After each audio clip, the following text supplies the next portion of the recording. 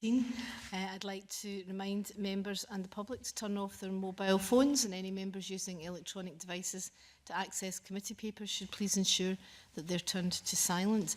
The first item of business on the agenda today is an evidence session on the Article 50 negotiations, and the committee will take evidence from Professor Sir Anton Muscatelli, the Principal and Vice-Chancellor of the University of Glasgow, Akash Pon, Senior Fellow with the Institute of Government, and via video link, Dr. Fabian Zulig, Chief Executive and Chief Economist of the European Policy Centre, who is joining us from Brussels. I'd like to thank you all for coming along today.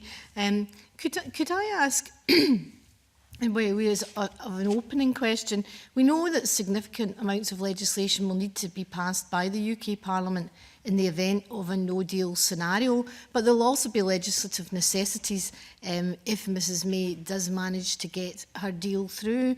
So I wondered what your assessment was of the timescales here. At what time will the UK Parliament need to approve a deal in order for the legislation to be brought forward to make it happen before the deadline?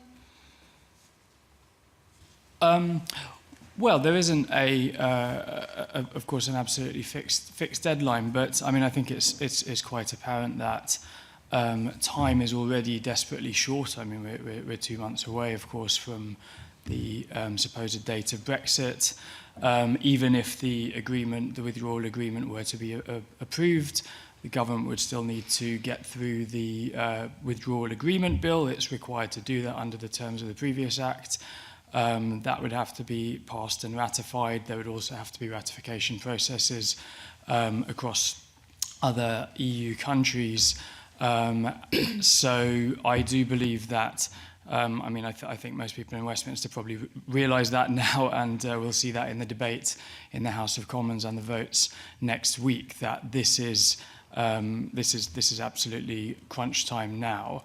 And to be frank, I think that no matter which way the situation is resolved ultimately, an extension of the Article 50 process now seems highly likely, and I can see why people on all sides of the debate are likely ultimately to be persuaded by that.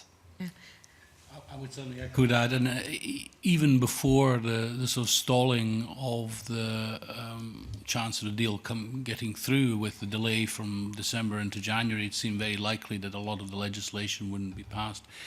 I think a technical extension to the Article 50 process is actually not a problem in itself if a deal were to be approved by Westminster, because I think that the EU 27 would see that as actually something that could be managed, subject to other limits which we may go into later around the date and timing of the European parliamentary election and a new parliament taking shape on the 1st of July. And I think these are the issues that will be debated if and when a deal is passed. So basically you're saying that even if the deal's passed, Article 50 will need to be extended? Yes. Yeah. And for the record, it should be said that the legislation we've talked about would need to come to this Parliament as well. Is that the case? Yes. You can confirm that? That's my understanding, that it would under normal circumstances would be subject to legislative consent. Yeah. Can I ask you, Dr. Zulig, what conditions do you think that the EU 27 will put on any request to extend Article 50? Because, of course, we need their permission in order to extend Article 50. I think, firstly, it has to be the UK government which asks. So this cannot come from Westminster, it cannot come from another part of the United Kingdom. It is the UK government the EU is negotiating with, so the request has to come from there. Yes. There will not be an initiative from the 27. So this is for the asking, but in case it is on the table, I think it is very clear that the 27 feel uneasy about an extension without a purpose. So the major condition I would see on any request for extension would be for what purpose is that extension, and that would also determine what kind of length of the extension we will consider. In the end, I think it's highly likely that an extension would be granted, but these are political processes which are very difficult to foresee. We have 27 countries which have to agree. It's unanimous. So it could well be that individual countries try to add some conditions or at least some considerations within that extension process. When this committee's been in Brussels a couple of times, and certainly the last time we were in Brussels, we were told that any extension to Article 50 would only come out if in response to a very meaningful change, for example, if there was a referendum or if Mrs May dropped her red lines. What do you think the conditions would be for extending it? I mean, I think there are... sorry. If we could have Dr Zulig first, and then we'll go to Professor Muscatelli. Sure. I think it depends a bit on where we are in the process. If we are really in a situation where a crash is imminent, I would expect that the European Union would consider even extending when there isn't a decision on the table from the UK. But that extension would then, in my view, be very time limited. It would not be something which would give the UK a lot more time. It would be about forcing a decision. If there is a decision, I think then it would be a question of what time do we need to translate that decision into something which can be implemented, but always bearing in mind that we have this deadline of the European Parliament, and that there is a significant reluctance to consider an extension going beyond the end of June. Right. Thank you. Professor Muscatelli. Yes, I would agree with that. A technical extension simply because a deal is about to be approved would be far less of an issue. I think if it's a substantive extension because we're about to crash out and there needs to be consideration given to some, to the direction of travel, as Dr. Zulig pointed out, is actually a much more complicated one. And as he said also, I do agree that it would create significant complications for the EU if it was an extension beyond the end of June. So this is something that has to be considered by the UK Parliament. Thank you. Has anyone heard any suggestion that an arrangement could be made around the European parliamentary elections should the extension be required for long beyond June? Certainly we were told there was no chance of extension beyond the European elections, but would there be any mechanism to allow that to happen? It would obviously be something bespoke and unprecedented. I mean, I've not seen any formal proposal for exactly how that might happen, but that I've certainly heard speculation, maybe it's not much more than that, that in these very exceptional circumstances, a way could be found if there were political will. Not entirely sure what that might be look like, whether there could be sort of nominations of the current MEPs to serve a shorter additional term or something along those lines. I mean, it would be something very odd, and I can fully understand why across the rest of the EU there's reluctance to go down that path. But potentially, if there were no alternative but to seek a longer extension, some way might have to be found.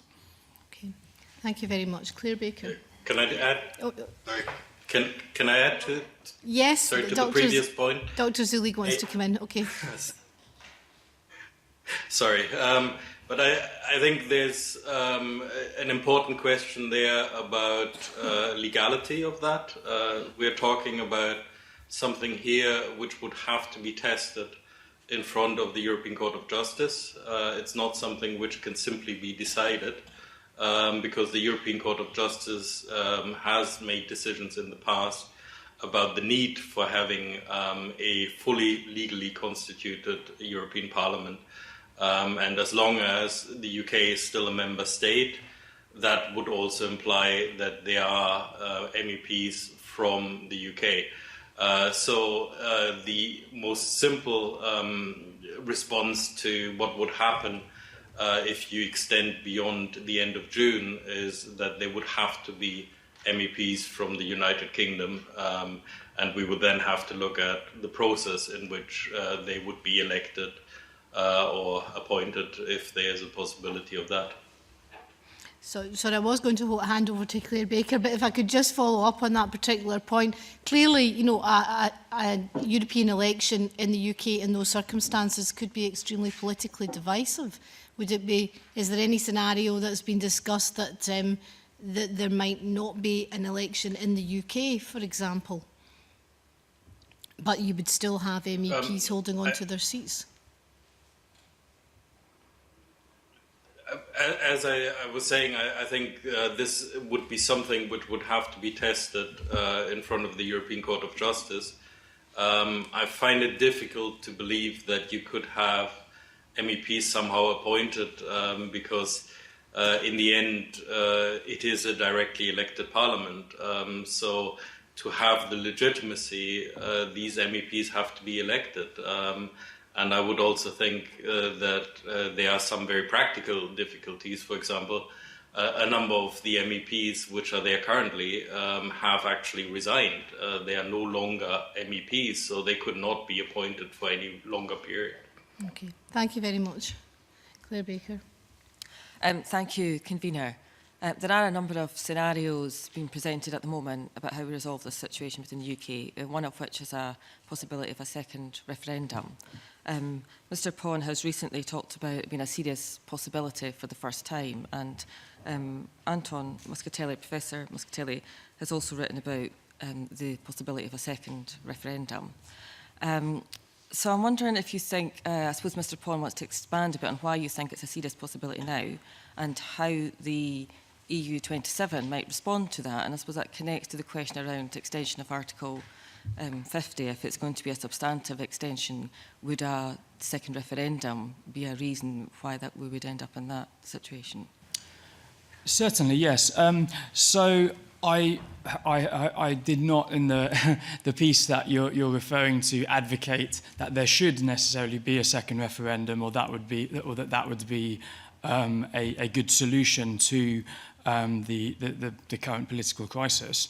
But I did reach the conclusion that if Parliament is simply unable to make a decision on any form of deal, and therefore if we are simply drifting towards the legal default position of no deal, then given that the initial decision to leave the EU was, of course, delegated to the British people in obviously quite a constitutionally unusual way, it might be that, yes, the only way out perhaps now might be a second referendum. But I do still have quite serious reservations about that, and I'm also still, I'm certainly not convinced that there's a majority in favour of that, either in the British Parliament or among the British people either. I mean, we might get a clearer sense of that, of course, next week. There's votes on a series of amendments, some of which do mention the possibility of a second referendum.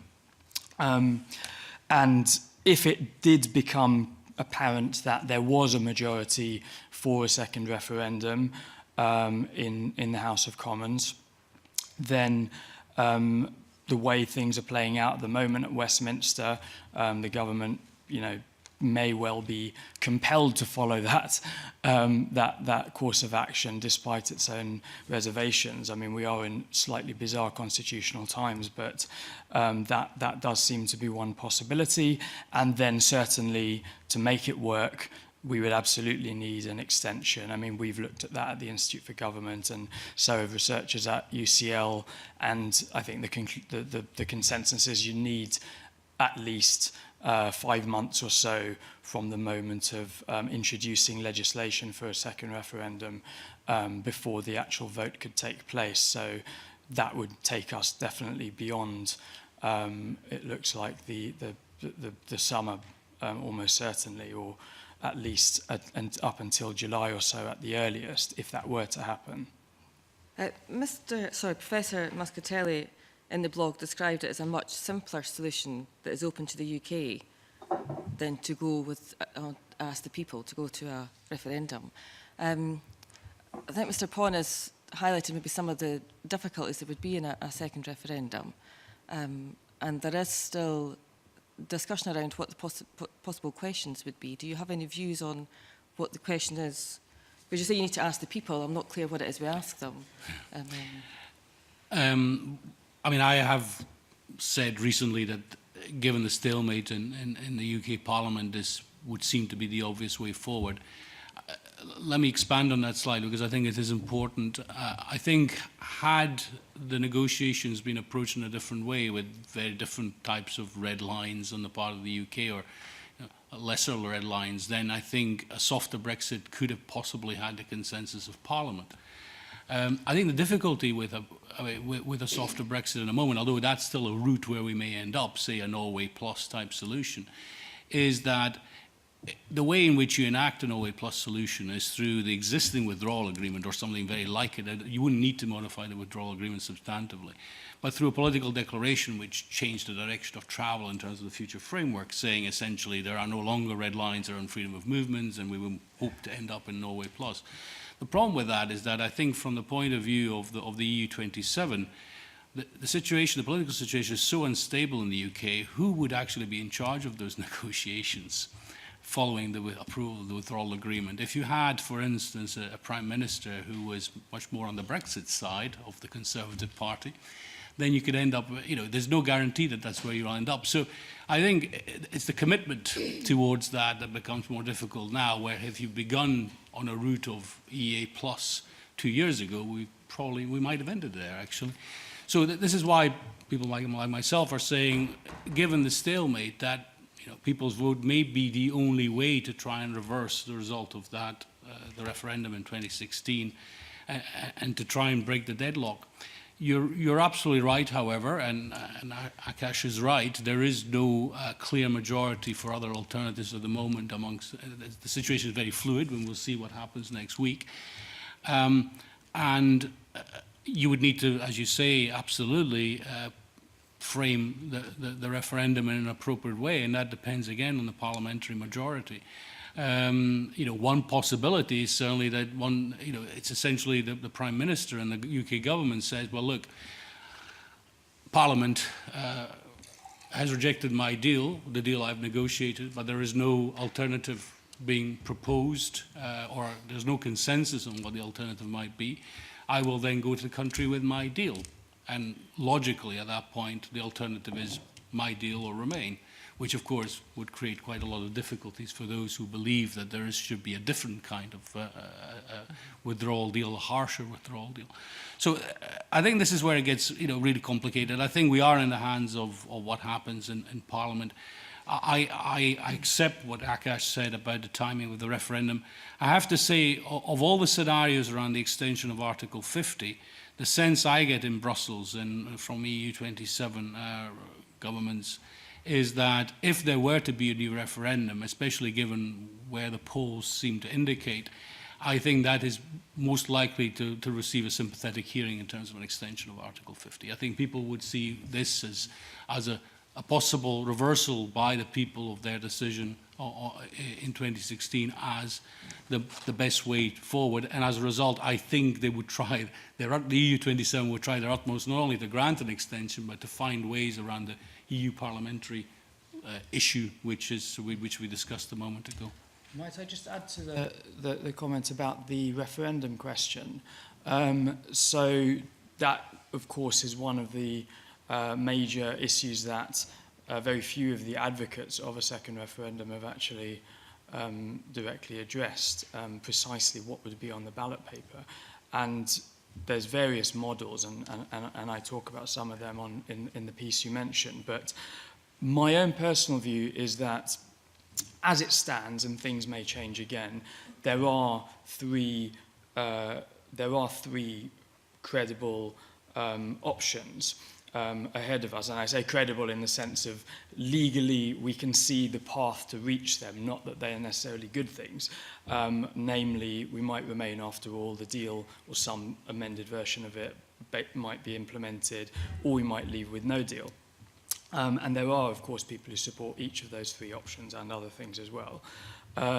So my conclusion is that if there were to be a second referendum, and I repeat my caveats from before that I don't necessarily advocate this, I do think for its legitimacy to be secure and the result of it to be respected, you would need to have all three options on the ballot paper.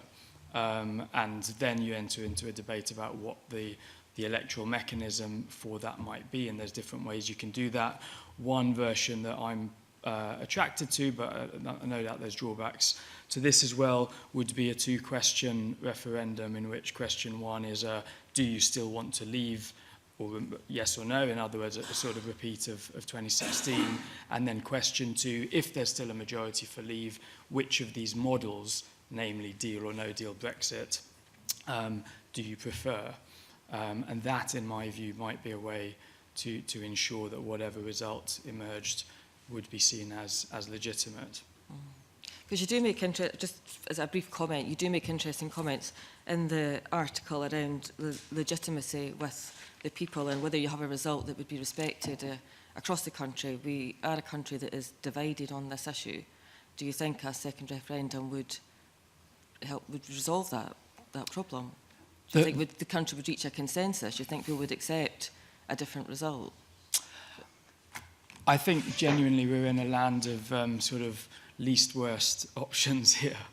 So no, I'm not naive enough to think that another referendum campaign would lead to a happy, harmonious country in which everyone's satisfied with our future relationship with the EU. And I think certainly we learned from 2016 that referendum campaigns do not necessarily lead to the reaching of consensus through a healthy, information-rich debate and deliberative process in the way that one would hope. So, no, of course, it's hard to forecast how this might play out. It might end up with an even more polarized country. But yes, I can only repeat what I said, that if Parliament is simply unable to deliver upon its constitutional duty to take a decision about this, then this may end up as the only way to break the deadlock. We have quite a few members who want to come in with supplementaries on this particular question. So if I could ask our witnesses to keep answers as succinct as possible. I'm going to go to Jamie Green first. Thank you, Convener. Good morning, panel. Professor Muscatelli, can I just pick you up on a point you made in your previous answer? And apologies if I am paraphrasing. Please correct me if I've misunderstood. You used the words, we would need a second referendum because it may be the only way to reverse the 2016 decision. Is that what you said? Well, I said it in the sense that it needs to be, I think Parliament itself would not choose to permanently revoke Article 50, which is the other route forward here, without some sort of engagement with the people. I think the feeling has been, I think this seems to be a consensus in Parliament, that for Parliament to simply revoke Article 50 and say, you know what, we will remain in the EU is not an option. So that's what I intended. Essentially, you need to either have a referendum or a general election to deal with the issue of whether to go in one direction, i.e. implement Brexit with a particular deal, or remain. So that's what I meant. That's what I meant by my expression.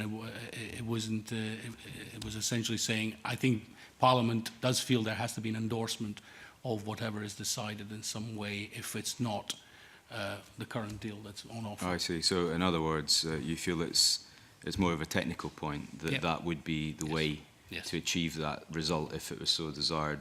Yeah. Okay.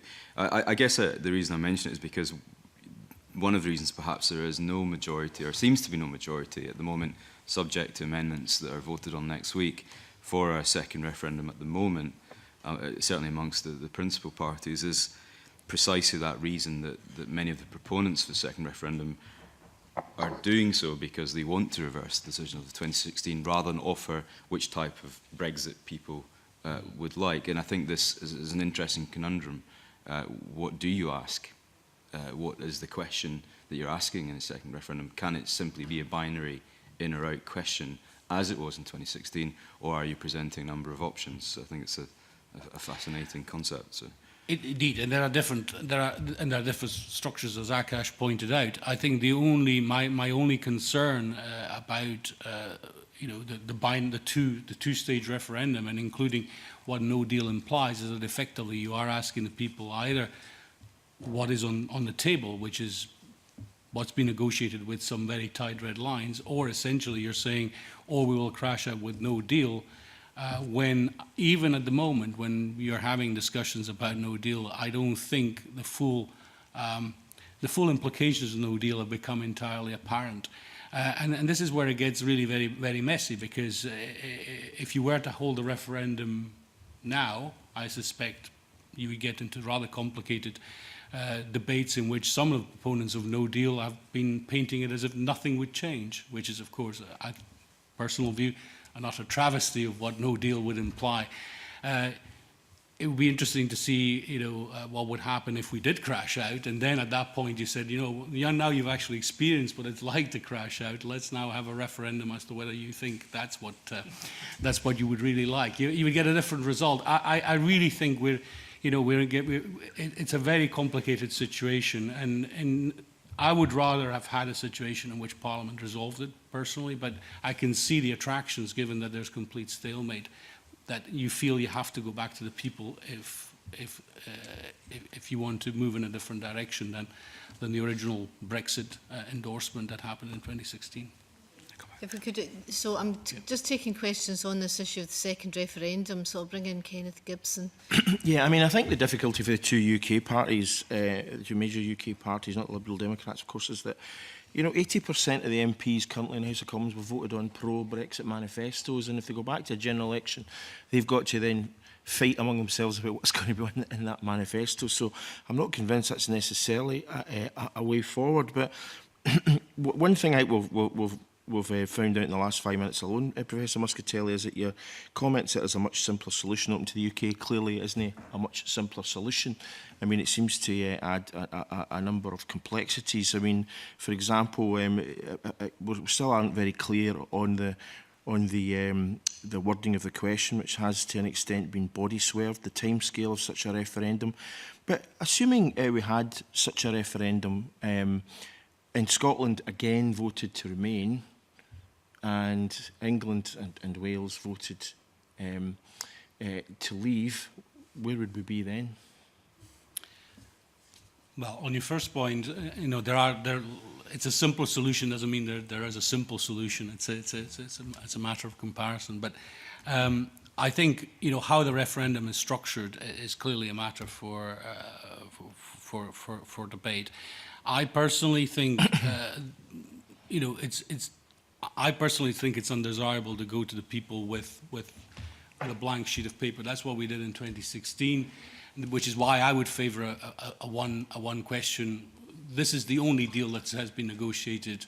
It's either this or the status quo. It's a much more natural referendum, but I can understand why some people would regard that as illegitimate.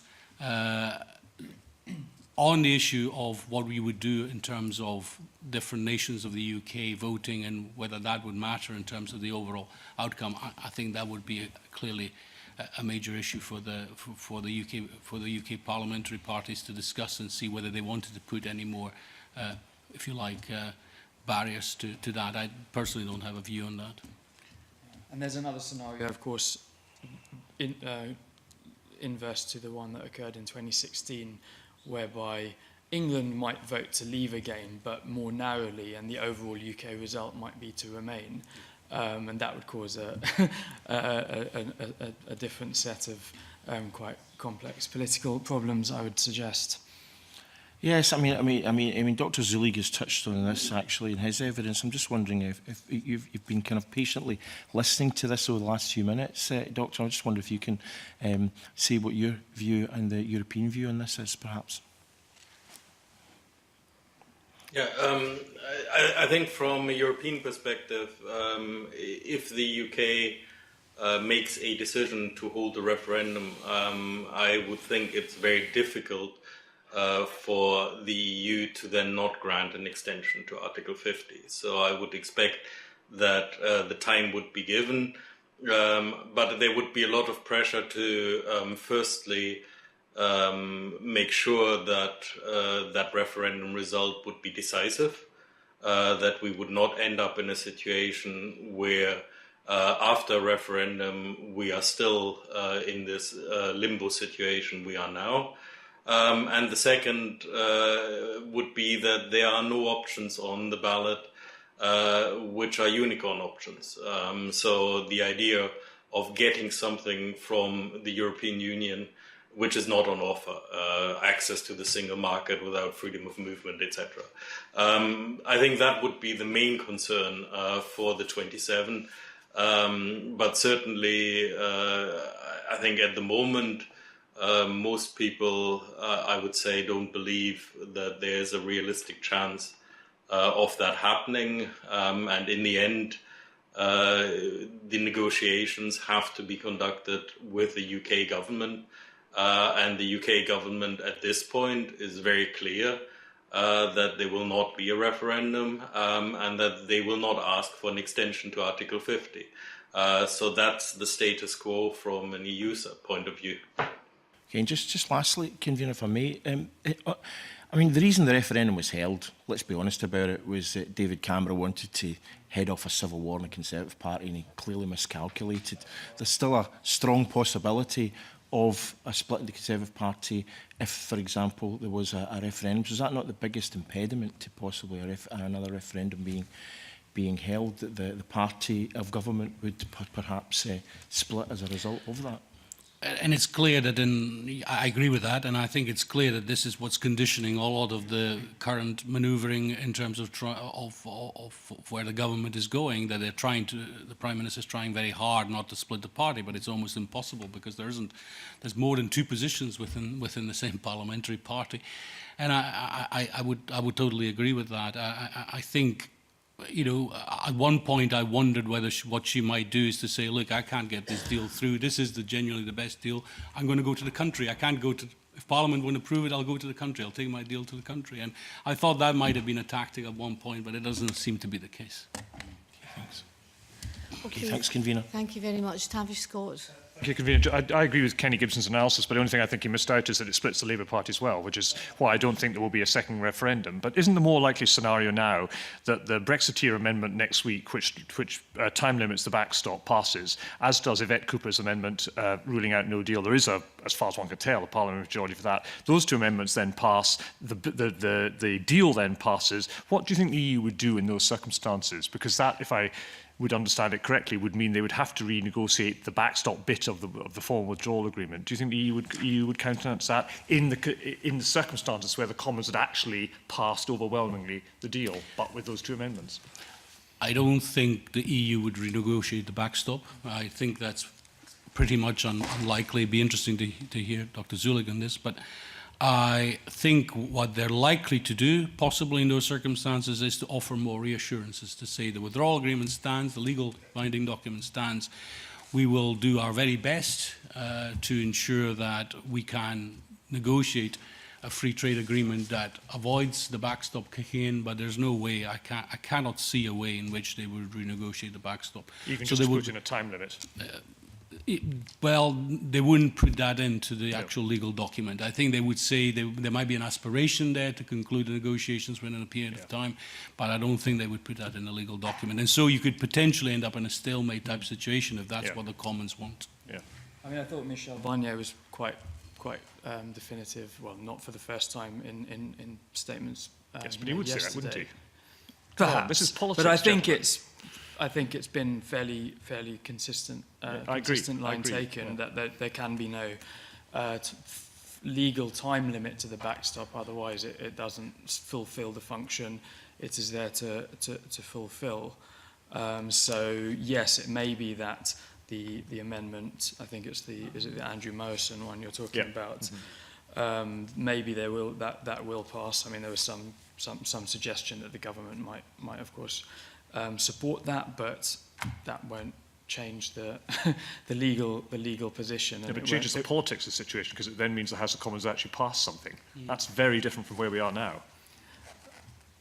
That may be the case, can but I it won't of course change the what is in the withdrawal No, I agree. agreement. Yeah. Dr. Zulig, do you have a view on this one? Yes, absolutely. There is no way the European Union is going to get rid of the backstop, and the time limit is getting rid of the backstop. That essentially a backstop with a time limit is not a backstop. So there will not be a renegotiation of the backstop. I think this has been made very clear. If there was any question of this, it would have to be agreed with Dublin in any case. There is no way the 26 will overrule the Republic here, and there's no sign of that whatsoever. So my question would be, what is the purpose of going back to Brussels with something where it is already very clear that this is not going to happen? It smacks to me of something where you're actually trying to shift blame to the European Union, because it's very clear that this is not going to be the outcome. Okay, thank you very much. Annabel Ewing. Good morning, gentlemen. Just very briefly at this stage, I was just picking up a point I think that Mr Pun made in terms of the timing of any second referendum, in terms of what would need to be done to pave the way for that to happen. And of course, if we recall the position with regard to the referenda in Scotland and Wales in 1997, so the legislation received royal assent at the end of July 1997, and further to a white paper which I think was issued early July 1997, and the vote in Scotland was held on the 11th of September 1997. So I think it is important to recognise the precedent there already established for a much shorter period of time that could be that could pass to see such a legislation allowing a second referendum to take place. There already is precedent for that, and it doesn't really seem to me that there should be any different position pertaining to a second referendum, should that be what happens next. One significant thing that's changed since the 1997 referendums is the passage of the Political Parties Elections and Referendums Act, which does set out certain, unless they were to be set aside, which primary legislation at Westminster could always do, parliamentary sovereignty has to be recognised. But assuming that the established statutory processes for referendum campaign were followed, then there's a fixed 10-week period for the campaign, including time to nominate the official campaigns and so on. And then before that, of course, you've got the legislative process. So as mentioned, the studies that I've seen and the work we did concluded that, around about 5 months would be the not only the minimum, it would be a lot faster than other recent referendums, such as indeed the 2014 referendum here and 2016 Brexit referendum. Yes, I take your point about prepare it, but by the same token, as you say, should the House of Commons decide to go down that route, I'm sure they would find ways to smooth the passage within a reasonable time frame. It was just really to make the point that, it is possible, if that's the political decision, it is obviously possible to accelerate the process. Yes, our constitution means that if the House of if Parliament so decides, then yes, it can't be bound by previous legislation. So that could be one way around it. I think there would be risks involved in that. I mean, there's a reason why the timetable was set out in that way to ensure that the referendum question is clear and comprehensible and not biased to any particular outcome, to ensure that there's time for a proper campaign and, you know, information can be conveyed to the public about the choices on offer Yeah, and so I'm sure on. that was the intention, but as we perhaps can reflect on what happened in 2016, I think the opposite of all the good things you've just suggested happened in fact. So that's what happened when we took longer. So maybe actually taking a shorter period of time might help matters. Thank you. Thank you. And another supplementary, I think the last supplementary on this topic from Stuart McMillan. Thank you, Convener. Mr Pond, a few moments ago you put a different scenario onto the table, which I find really quite interesting. You suggested that if there were to be a second referendum, and if the final outcome was different, for it to be a remain, but England still voted to leave, then you suggested that would kind of throw up some different consequences in terms of the debate. However, if the same principles apply that the UK government have been stating to Scotland for the last 2 years, that it was a UK-wide referendum, just got on with it, tough, then why would the different circumstances apply for England? Well, I mean, I think if we were to have another referendum, yeah, almost certainly the legal position would be that there is a single UK-wide result. There's a single mandate for whatever outcome emerges. So my point is not that there would be any legal question as to the legitimacy of the result in that specific scenario, but simply that, as of course there has been in Scotland, there would be political questions about the legitimacy. And I think in that entirely hypothetical scenario, this is not based on polling analysis or anything like that, but it's potentially something that might happen. People in England who had voted twice, campaigned twice for Brexit, only to see it not happen after all because of votes elsewhere in the UK, could of course not only make the argument that people in Scotland, the Scottish government has made, you know, that there's no mandate for that result, but also they could say, well, it was taken away from us after we'd already voted once. So I think there would be a powerful case to be made by people on that side of the argument that the ultimate outcome was democratically illegitimate from an English perspective. Legally is a different question. So hypothetically again, that then means that any decision that's taken, a so-called UK-wide decision, is based purely upon England? I'm sorry, could you repeat that? So hypothetically, any decision that's taken, particular referendums that are UK-wide, then the final outcome should be what England wants as compared to the other 3 nations within the UK? I don't think that's what I was saying. No, I'm just posing the question to you. Well, no, I mean, that isn't what I'm saying. I think if we have a referendum, we don't have a federal system. You know, there's a whole debate to be had about whether we should move to some completely different constitutional model. And that's an interesting and important debate to be had. But as it stands, we don't have that. When we have referendums on a UK-wide basis, the result that matters is the result across the UK as a whole. And then people will make arguments about yes, as I said, about the political implications or legitimacy of it, but it's not.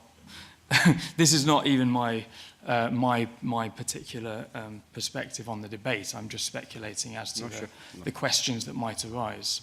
And given my point is that if this were to happen, the guiding principle should be how do we design it so as to be most likely to ensure a legitimate outcome that leaves the country less divided. That's why it would be a concern to me.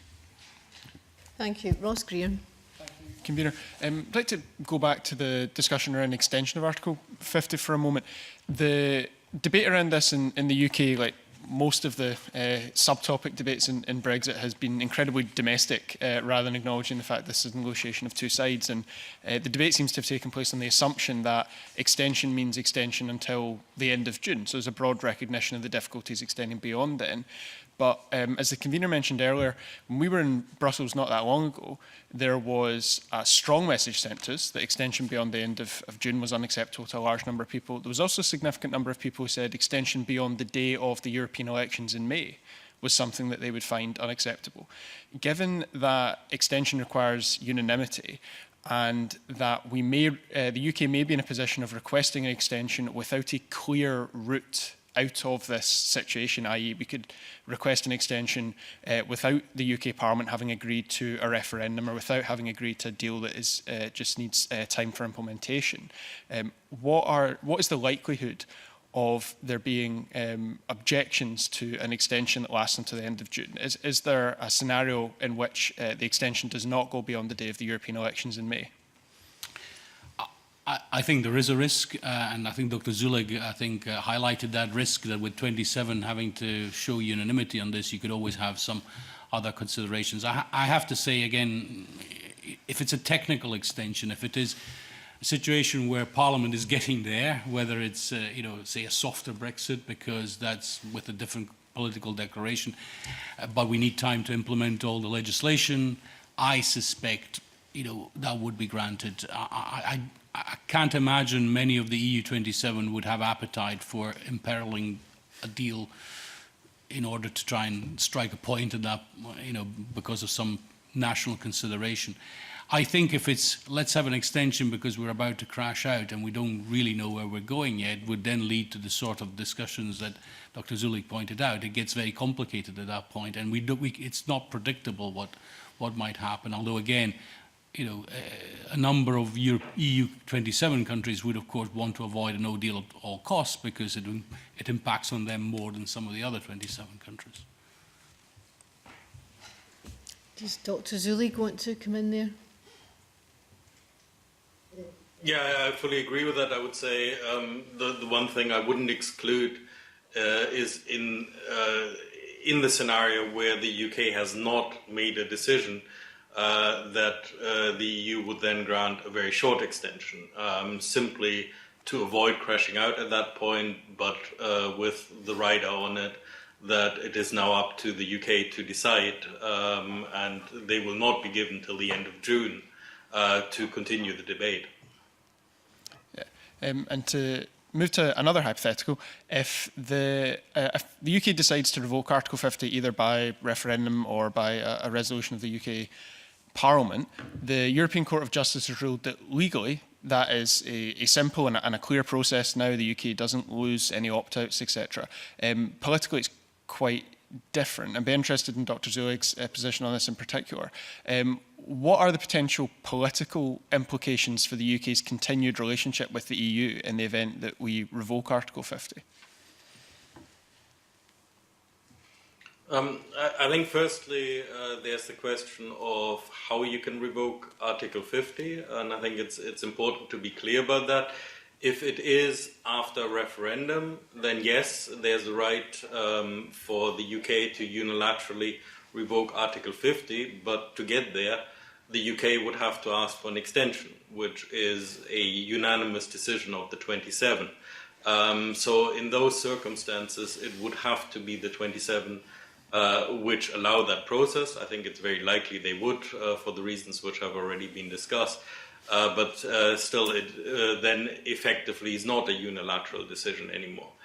The unilateral decision would be to revoke Article 50 through Westminster before the date of exit. That means there has to be a clear decision within the Houses of Parliament to not leave the European Union.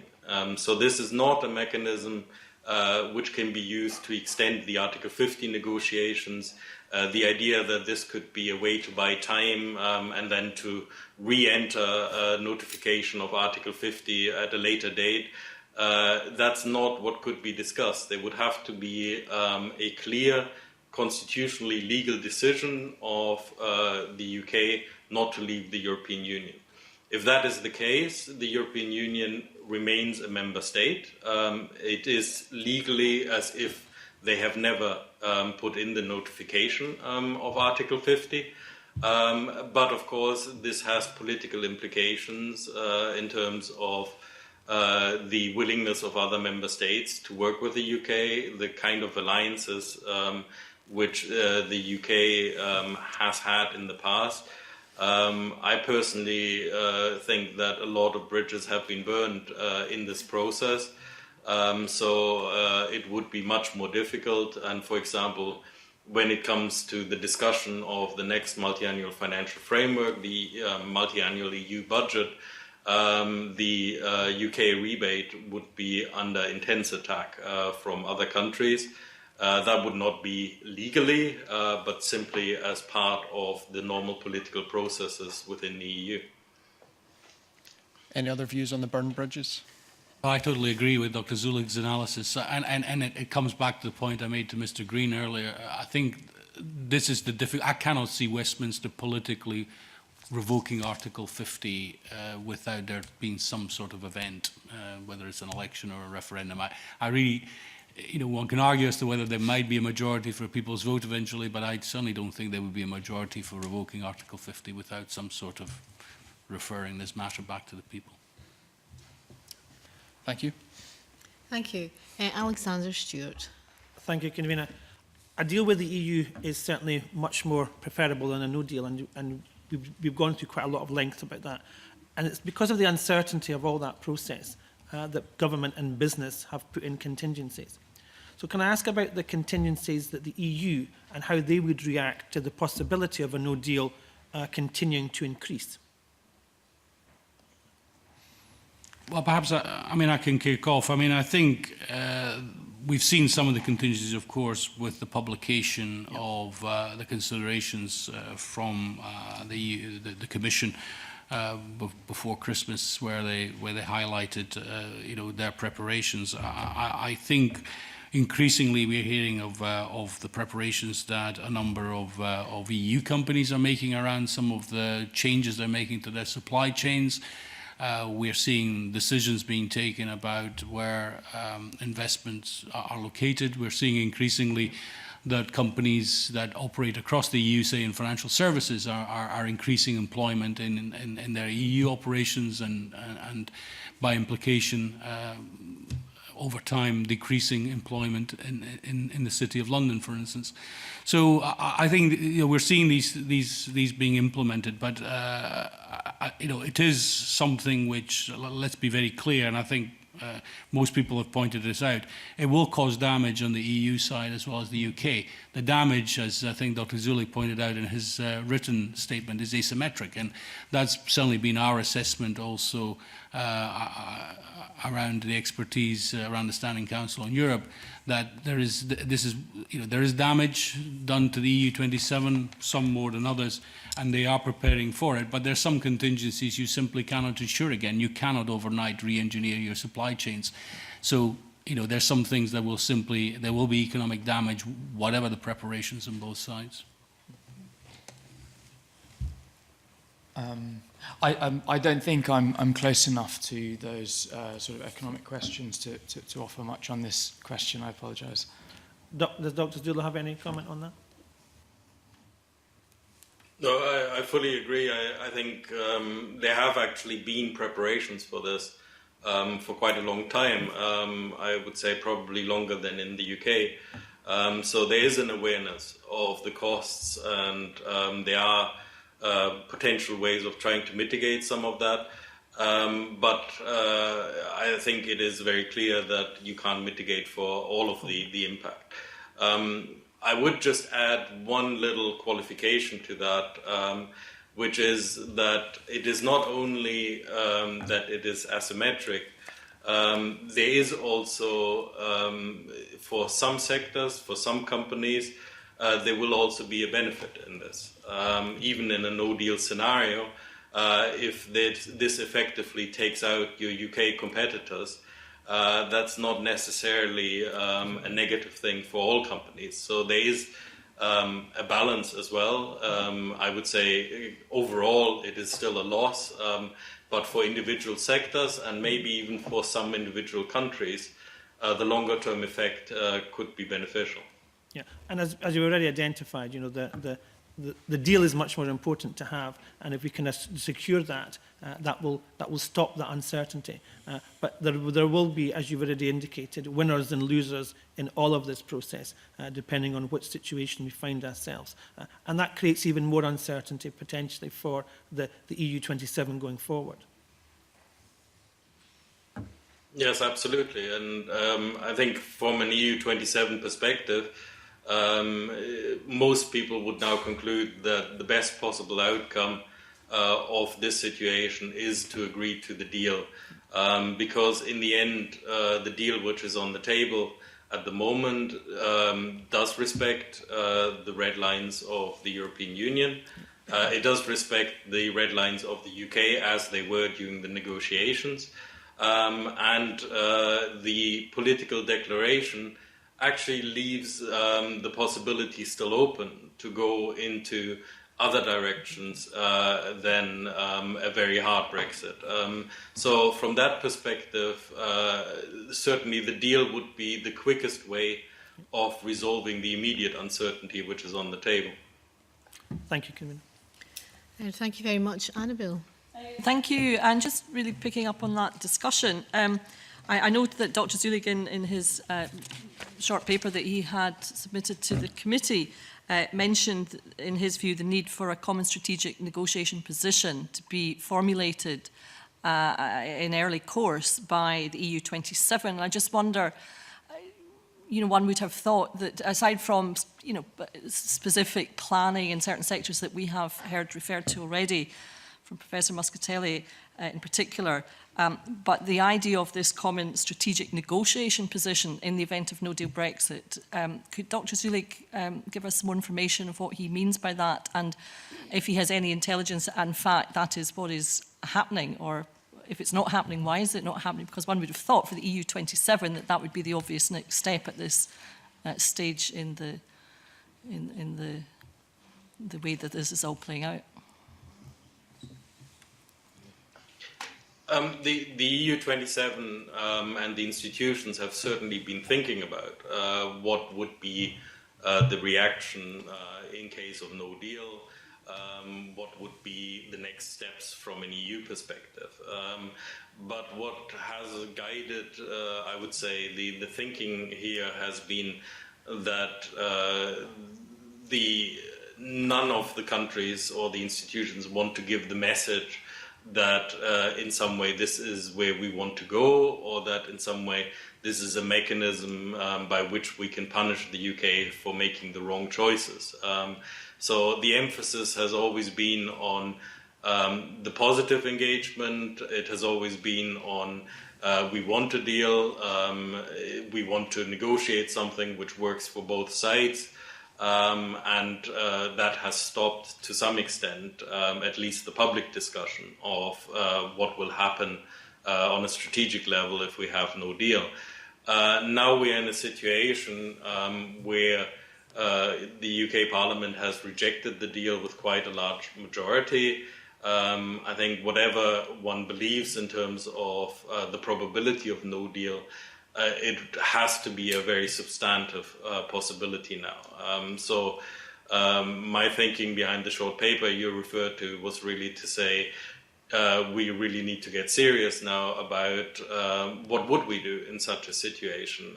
For example, what kind of mini deals would we consider in particular areas to avert the situation that planes can't fly, that medicine would get stuck in transit.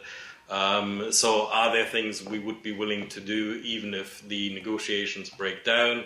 How would we react to particular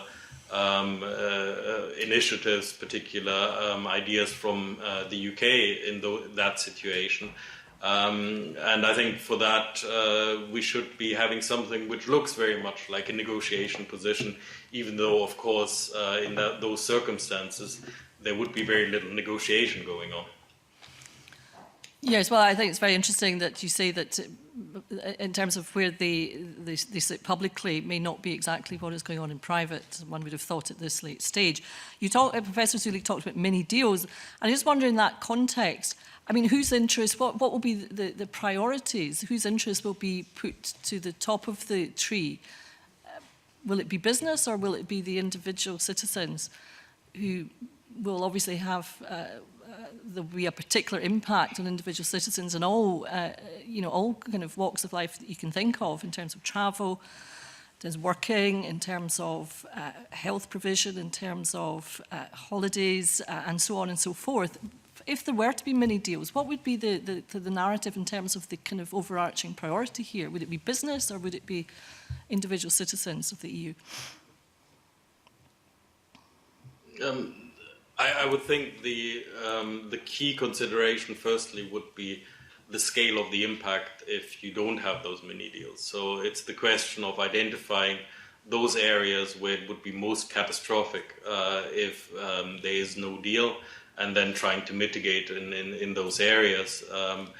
I don't think from an EU perspective there would be a prioritization of business over citizens or the other way around. It would really be a question of making sure that the negative impact on EU businesses and citizens would be minimized in such a scenario, as long as that is compatible with the overall legal framework. And I think that's an important rider which always has to be there. These mini deals could not override the overall framework. It would still have to be within the confines of what is possible. So within the confines of WTO rules, within the confines of single market rules, which will restrict the possibility of making mini deals to mitigate the worst. If I could come in there, I think that's a real concern, certainly within the EU institutions at the moment, that to get many deals in areas which are simply trying to deal with, as Dr. Zulik said, catastrophic circumstances is perhaps the easy bit. I mean, we've seen in some of the EU preparations, what's been said about UK aviation carriers and UK safety licenses, the 12-month extension, the 9-month extension.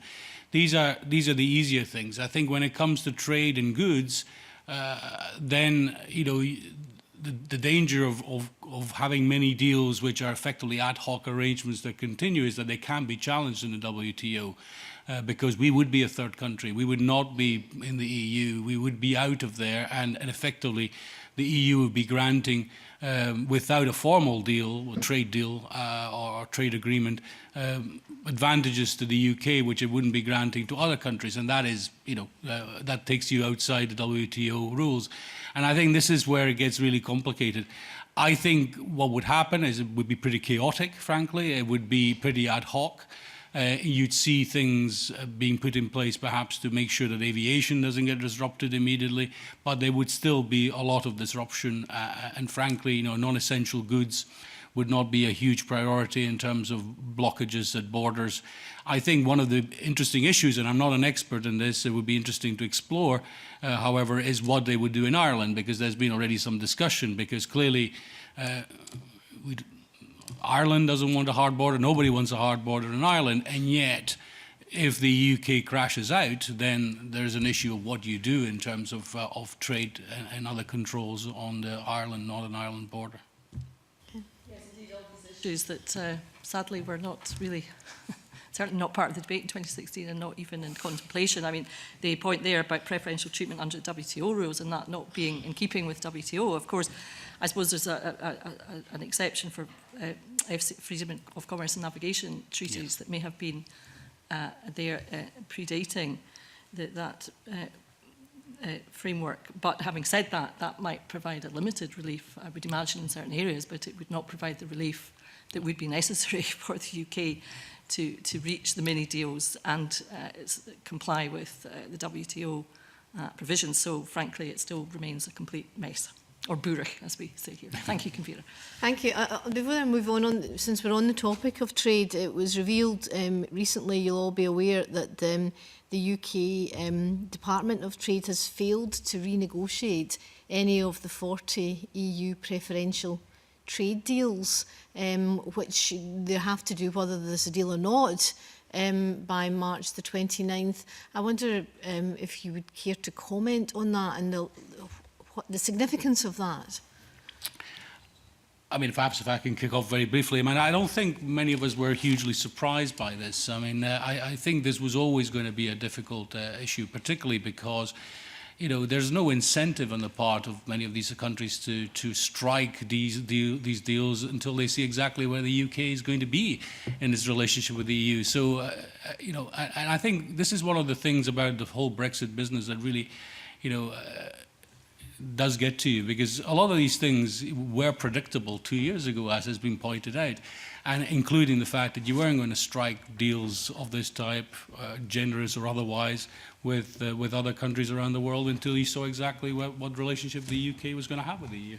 Yeah, I mean, I would entirely agree with that. It certainly hasn't been a surprise to see how that has unfolded, and viewed from the perspective of countries with which the UK might be trying to strike deals. I mean, it's not just a question of whether the incentives are not there to enter into those negotiations. I mean, what would actually be the substance and the sense in entering negotiations when there is so much uncertainty still about what the UK's ultimate relationship will be with the EU, and, you know, to what extent we may end up within a single customs territory for you know, potentially quite a long time hence, and that, you know, that obviously shapes what kind of deals the UK will be able to do with any other countries. So until we have clarity here domestically, I don't think one can expect much progress in terms of trade agreements elsewhere.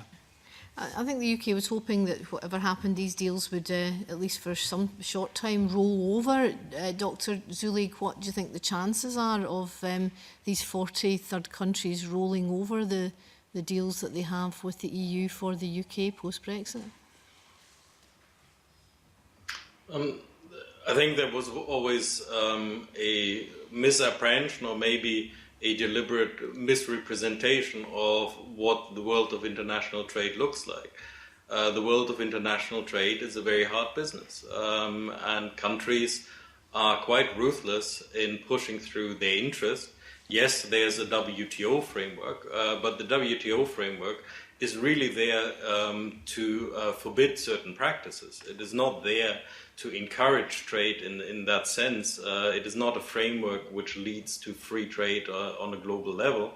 And I think there was always an illusion about what kind of trade position the UK would have post-Brexit or in the run-up to Brexit.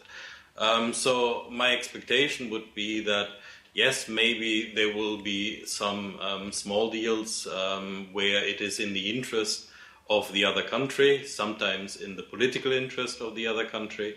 But the idea that the UK could anywhere, in any form, replicate the extremely successful position of the European Union was always an illusion. Okay, thank you very much. Stuart McMillan.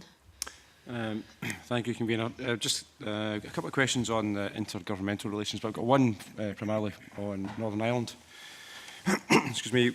If we do have the no-deal scenario and the UK leaves, and the dialogue that has been increasing over the last few days, particularly around Northern Ireland and the border issue, how could that actually be fixed, or how could that be sorted? Because, as you said a few moments ago, nobody wants to have any type of hard border between the Republic and Britain on the island of Ireland. There is no obvious solution. I mean, if we crash out with no deal, and I think there's been some initial comments on this, I think the other day, I can't remember if it was Michel Barnier or others that commented, but at that point you do need, you know, the EU will be worried about the integrity of the single market, and will need to, and apart from anything else, you know, WTO rules do require the EU to have some sort of customs border. So it's a genuinely difficult question. It's not one that has been resolved. I think that it's obviously one that Brussels is looking at the moment, what to do in that particular contingency. But we are really into uncharted territory. But I don't know if my colleagues have particular insights as to what might happen there. No, I mean I think it's clear that there's no obvious solution in that scenario. Hence the lengthy and complex negotiations about how to avoid a hard border in Northern Ireland via the backstop mechanism.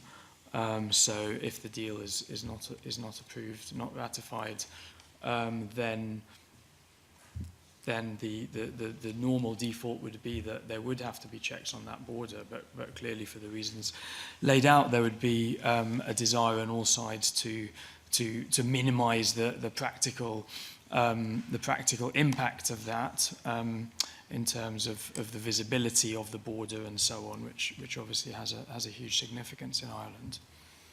Perhaps if I could come back in for a second. I mean, we're into, obviously, the world of fantasy politics, and none of us could predict what happens then. But I mean, one scenario, if we did crash out with no deal at that point, would be that the UK government tried to reach a mini deal on the issue of, well, let's implement the backstop, because that's the only thing that will stop so that we guarantee that Northern Ireland remains in homogeneous regulatory alignment with the EU for the moment. It is there now because we are part of the EU, and that, let's effectively implement it.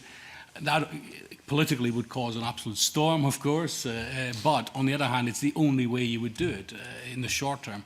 And it'd be interesting to hear what Dr. Zulig has to say. But I think I cannot see any other way of avoiding it, given the way in which world trade functions. That may be a potential technical solution, but as you say, I don't see how that could be something that would command a majority in Westminster. No. Dr. Zulig? Yeah, I think the difficulty is that unless there's some form of agreement, whether it's the backstop, the deal, whatever it might be, then we are in a situation where even if neither side were to introduce border checks, it would be extremely difficult for companies to continue trading across the border because you would have liability issues, you would have legal issues, you might be in a situation where you have even criminal liability issues for some of the trade, which would then be illicitly crossing an international border. So I think this situation is one where certainly bigger companies would be extremely reluctant to continue trading across the border. We also have a legal framework which can be called upon not just by governments. If companies in the Republic of Ireland, for example, would take companies to court on competition grounds, this is something where they would have the right to be protected from what would then be illegal competition from non-EU companies. So we're talking about a situation where even the practical difficulties would make trading across that border extremely complicated. I would think that we would have serious disruption in any case. We have also considerations around security which would have to be taken into account in such a scenario. So for all of those reasons, clearly having some sort of deal would be better than none, but whatever is there cannot contradict the legal framework, and it cannot contradict the obligations the European Union has in international law as well.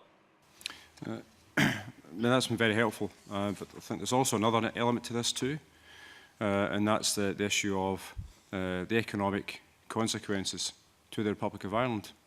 Obviously, they utilise the UK, but 80% of their exports go through the land bridge that is the UK.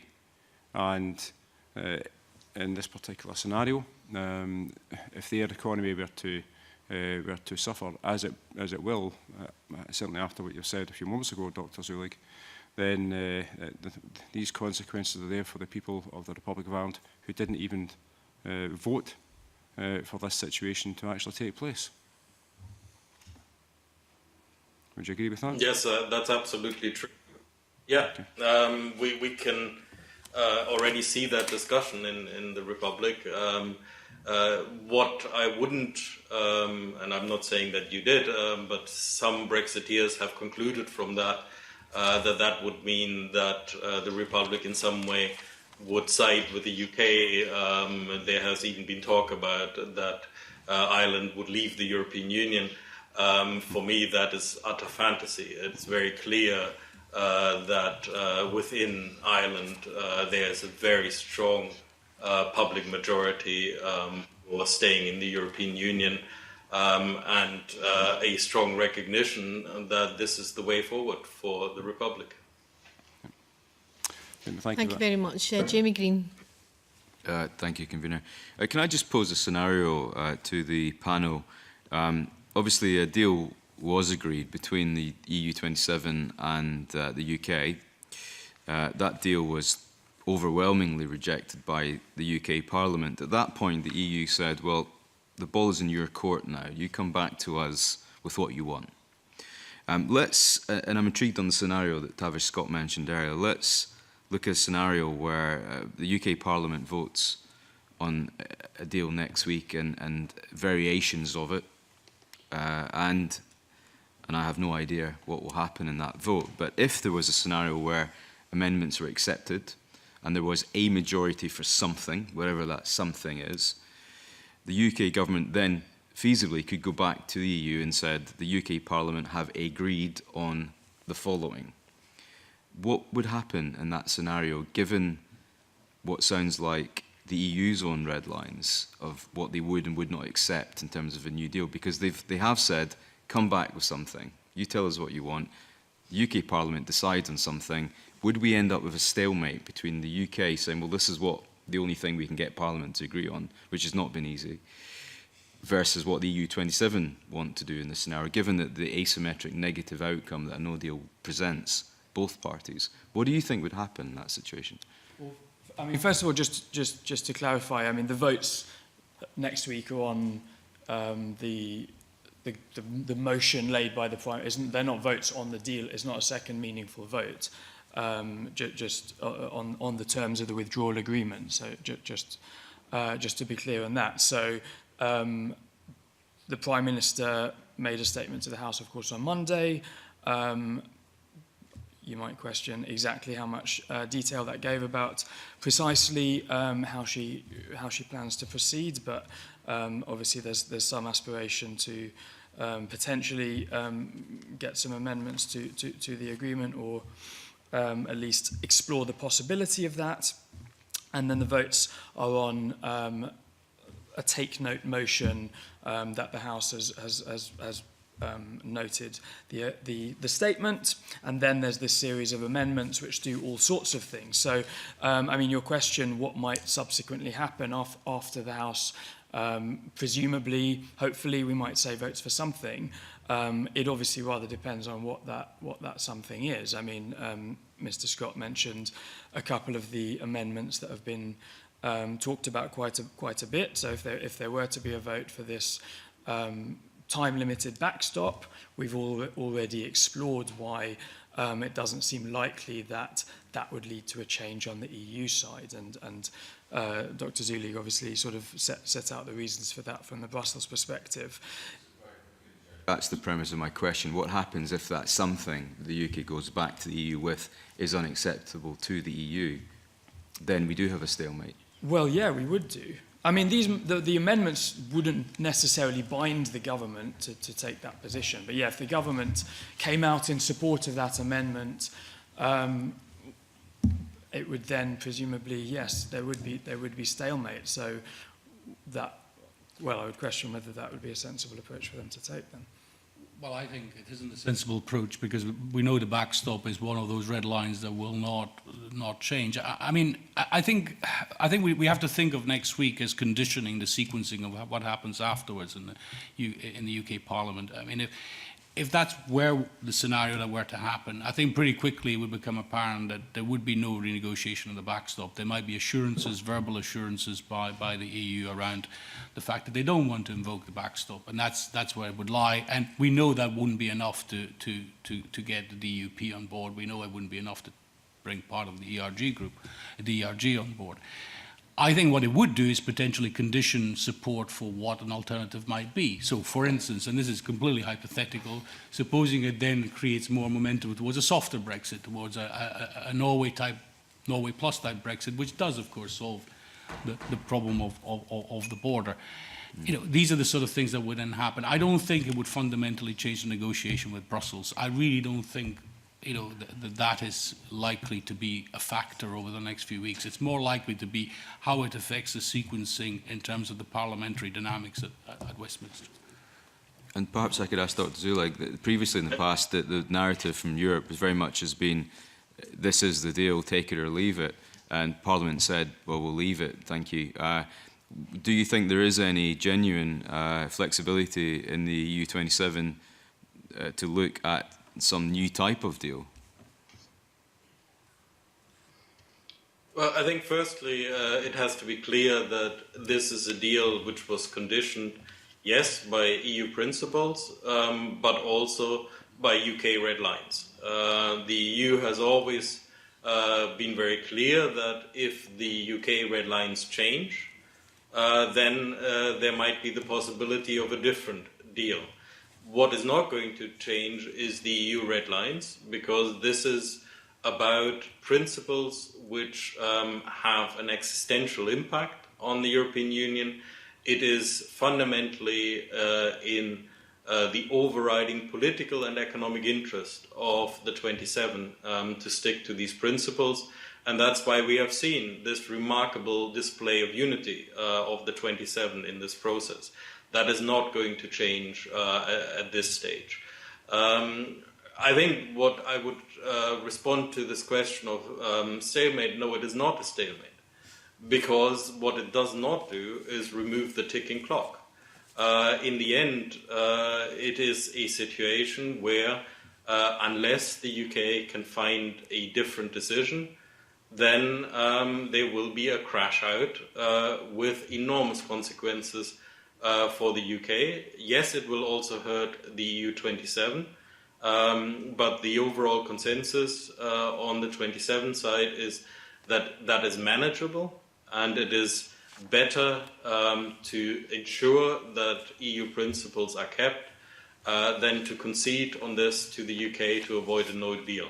So in the end, the EU27 will live with no deal if that's the only possibility, and the cost will be far greater on the UK in those circumstances. What this is now in the end about, I would say, is that the UK finds which one of the options on the table are acceptable. But I would think that the chance of creating a new and different option which takes us in a whole different direction, it is too late for that. We have had the negotiation. That's what this whole 2-year process has been about. So just by that logic then, you're saying that the EU would rather concede, would rather have no deal than concede any of its own red lines? Absolutely, yes, because those red lines are about the principles which have been set out from the beginning, and the EU has been very transparent about these. They were in the negotiation position from the start. It was always clear that we would have to find a deal which meets those red lines. By the same token, the EU has also made it clear that it will respect the UK red lines, which is why we now have the deal on the table. Thank you. Okay, thank you. Did you want to come back in on that, Professor Muscatelli? Yes, just a simple point. I think one of the things that is really concerning is that there are still segments of opinion within the two main parties in Westminster that believe there is some sort of deal that hasn't been discovered yet in the middle. You know, if you look at the possible options, there's no way. There's integration with the single market, possibly adding a customs union. There's where the Prime Minister would like to go following the divorce settlement. There's nothing in between. There's only one example of partial integration into the single market, and that's Switzerland. And that doesn't solve the Irish border issue anyway, so because you would have to maintain a different regime anyway for Northern Ireland. So, you know, I always have problems when people say there's a different deal to be had. Well, what is it? You know, it's not because there isn't a continuum there. You're either in the single market, you're not in the single market, and if you're not in the single market, then you cannot have frictionless trade across borders. We're now running out of time, so by way of a conclusion, could I ask our witnesses if they could perhaps briefly speculate as to what they consider the position will be on the 29th of March? Dangerous game, that. We've talked quite a lot about extension of the process.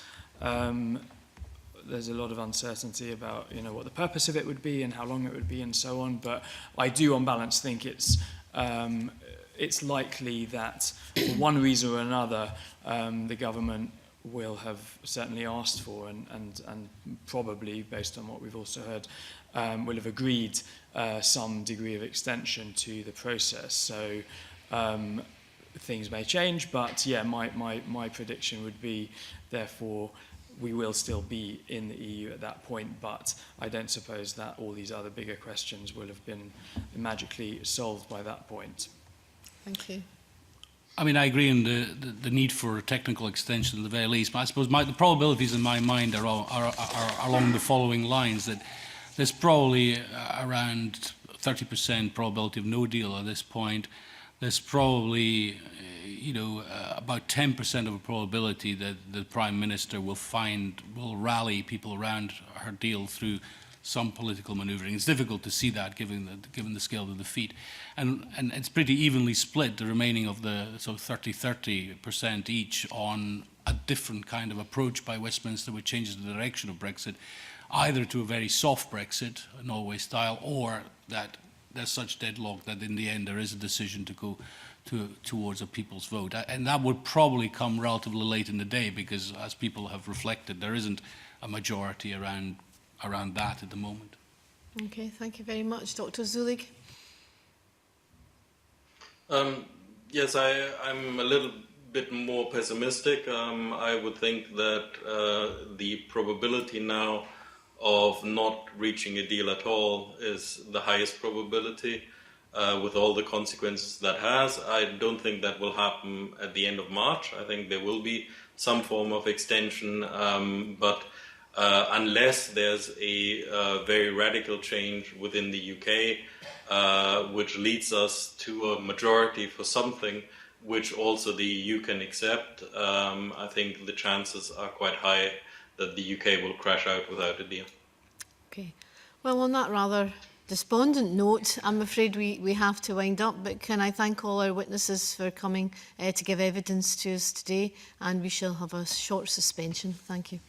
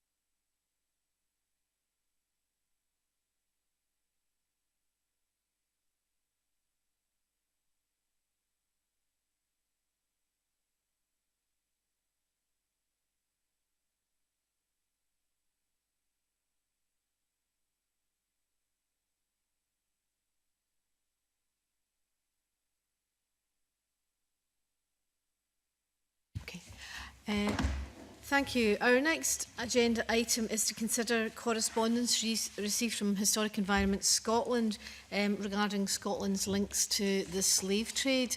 The background to this is actually a member of the public who wrote to the committee concerned about the origins of some artefacts, and as a result of that I wrote to the Historic Scotland asking them what their policy position was on that, and that the letter outlines that they're actually about to undertake a research programme into the subject, which I thought was most interesting. So I don't know if anyone else has got any comments to make on the letter.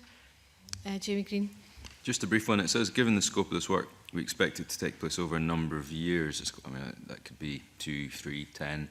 I just wondered if we had any expectations of when they might report back to us, or if it would be within this session of Parliament or the next. Right. Noted. Any other comments? Of this, I mean, okay, but they actually find out the impact of slavery, which ended 185 years ago in the British Empire. But how would that be distinct from, looking at the impact of Calvinism on Scotland's built environment over the years, or the Industrial Revolution, or international trade, or all the other things that have impacted? I mean, what really is the end game here of this? Well, I believe the member of the public who wrote to me, who I think represents a fairly broad range of opinion, made the point that in visiting the particular property that she visited, there was no indication that much of the wealth had been created on the backs of slavery, which happens, throughout the UK, not simply in Scotland. And she was interested that not just in historic environment of Scotland, but how often these artefacts were presented. And I personally think it's very interesting that they're undertaking this research programme, and I would be very supportive of it myself. Yeah, I think it's interesting. I mean, it is. I mean, when I was at primary school, the only aspect of Scottish history we get taught at all was about the tobacco lords of Glasgow. There was no mention of slavery, interestingly, but it was all about the wealth of these lords who traded with Virginia. And I mean, I think there is an appreciation, certainly in Glasgow, that a lot of its wealth originated from that trade. But I just think it's a difficult thing to try and break down, because I mean the money that came in was also used for street lighting and pavements and all that, and house building. It wasn't just building mansions for the wealthy. So I'm not really. I think it's an interesting project, but I'm just wondering what the real purpose of it is, if you like. That's all. It's a curiosity more than anything else. Rose? I would have thought the purpose would be to resolve the fact that there might be specific areas of the country with a relatively broad level of knowledge about this. Overall, there's an incredibly low level of knowledge in Scotland about the significance of the slave trade to our story of Glasgow as the second city of the empire, about where a lot of the wealth came from and where a lot of the physical legacies of that still are. So entirely take the point about much of that went to the kind of infrastructure that has been replaced since, or is not particularly notable, like pavements and streetlights. But a lot of these historic buildings are some of the most notable fixtures in Scotland, and it would be appropriate and responsible for us as a nation to acknowledge why they came to be, and who paid for their construction, where did that come from. Because I imagine if you survey the overwhelming majority of people in Scotland, their level of awareness of this would be incredibly low. About this, but you could also say about the same with the commitment of people who were cleared from the Highlands or came over as a result of the Irish famine, or just poverty and the industrialisation of Scotland, people leaving their historic farms, etc., etc. That's and I mean, in terms of Scottish history, I mean, how many people in Scotland know much about the Enlightenment or any other aspects of Scottish history other than kings and queens, and possibly a minority might know about the union of the crowns or the Darien exhibition. So I think there's an issue about Scottish history and all that, and knowledge of culture generally. I'm just wondering why. I'm just curious about why this particular aspect of it, as opposed to say, witch burning or something like that, or any other aspect of Scotland's, somewhat awful past. I mean, I think we have to look at Scotland's history in the round, the good parts, the bad parts, but it's just this You know, I'm interested in, for example, how it came to a society that thought it was okay to send children of 5 years old down the mines or up chimneys as well, you know. But anyway. Taken Annabelle. Well, just picking up some of the points that Kenny's made, I mean, maybe we could ask, in addition to asking about the timing of this proposed project, ask about the proposed budgetary implications. You know, if they say it's a major research project, ambitious research project, the phrase they use, what are they proposing to spend on this? I think that would be a fair comment. Tavish, did you want to come in? I'd rather not, thank you. Right, okay. Well, can I... Oh, sorry, Stuart. I believe that the University of Glasgow are undertaking a similar piece of work. So it might be useful just to get a briefing from them in terms of what their proposals are, what their end game is, to potentially help us shape any thoughts we want to have on this in the future. Okay. Claire? Yeah, I mean, I'm supportive of the work that they're undertaking. I'm pleased to see the letter. And I think it is, you know, we can write to them and maybe ask for more details, because I'd imagine the research they're planning is linked to properties that they own and that are open to the public and will already display a certain amount of information, I'd imagine, about that property and possibly the owners. And I think it's looking to add additional to that. But I think we could write and maybe ask them. They say they're having their early planning stages at the start of this year, so maybe we could ask what came out of those initial stages in a bit more detail on what's planned. Okay, well, can I propose that we do write back to Historic Environment Scotland, asking them for a little more detail, particularly on the budget and the timescales, and yeah, and then discuss it when we hear back from them. Does everyone agree to that? Yeah. Okay, thank you very much, and we'll now move on and move into private session.